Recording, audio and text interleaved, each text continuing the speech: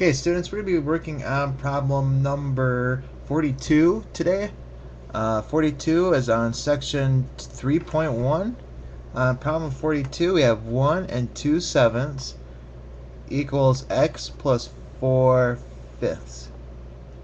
One thing that we need to look at is the 1 and 2 sevenths. We have to change that from a mixed number to improper fraction and make life a lot easier.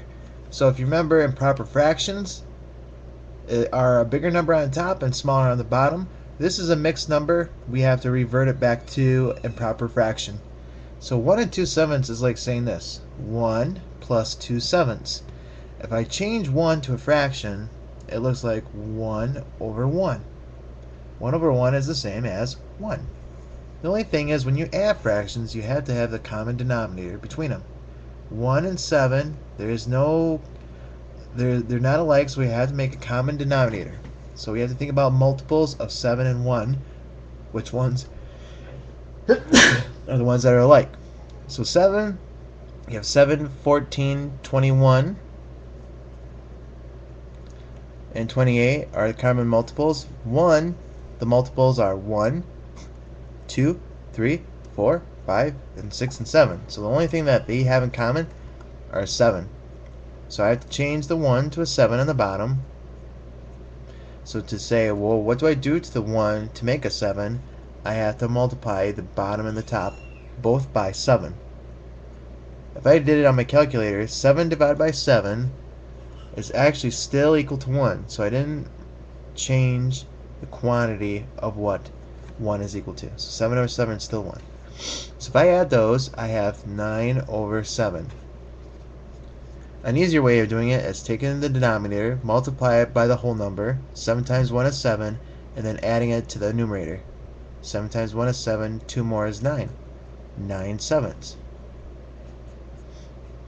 So to solve the equation, we have to say we have to get rid of the thing that is by the x. Get rid of all the stuff that's by the x. So we make a fence. This is the right side, this is the left side. To get rid of the 4 fifths, we add its opposite. This is positive 4 fifths, so we have to add a negative 4 fifths on both sides. So see how it's vertical? That's kind of weird how it looks. So when you have fractions, it's the best thing to do is to kind of put them horizontally. So we have 9 sevenths plus a negative 4 fifths equals x. Now, these two cancel out, they make 0, so it all disappears. Now we just have to add these two together. So again, with adding the common denominator, we look at 7 and 5 as multiples. So the only thing that 7 and 5 has in common for multiples is 35. So we have 9 sevenths, so we have to change that bottom to 35, and 4 fifths, negative 4 fifths, change it to 35. So we have to ask ourselves, what do we do to the 7 to make a 35?